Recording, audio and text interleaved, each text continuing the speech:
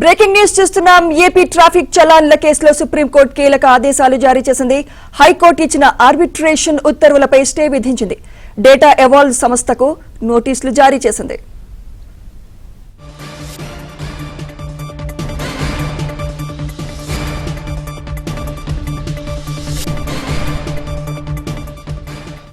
ఇదే అంశంపై మరింత సమాచారం మా ఢిల్లీ బ్యూరో చీఫ్ కృష్ణ అందిస్తారు. కృష్ణ. సుమిత్ర, ఏపీ ట్రాఫిక్ చలాన్ల కుంభకోణానికి సంబంధించి సుప్రీంకోర్టు ఈరోజు కీలక తీర్పు ఇచ్చింది.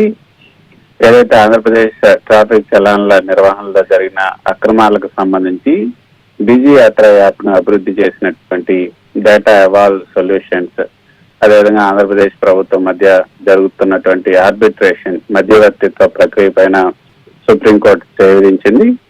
సుమిత్ర, 2018లో ఆంధ్రప్రదేశ్ పోలీసులు ఈ చలాన్ సాఫ్ట్వేర్ సిస్టమ్ సరఫరా అదేవిధంగా నిర్వహణ కోసం డేటా ఎవాల్వ్ సంస్థకు కాంట్రాక్ట్ ఇచ్చారు.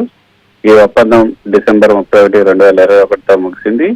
అయితే ఒప్పందం ముగిసిన తర్వాత కూడా ఆ సంస్థ అక్రమంగా సిస్టమ్ నిర్వహిస్తూ ట్రాఫిక్ చలాన్ల ద్వారా వచ్చినటువంటి సుమారు 37 కోట్ల రూపాయల నిధులను మళ్లించిందంటూ రాష్ట్ర ప్రభుత్వం ఆరోపించింది.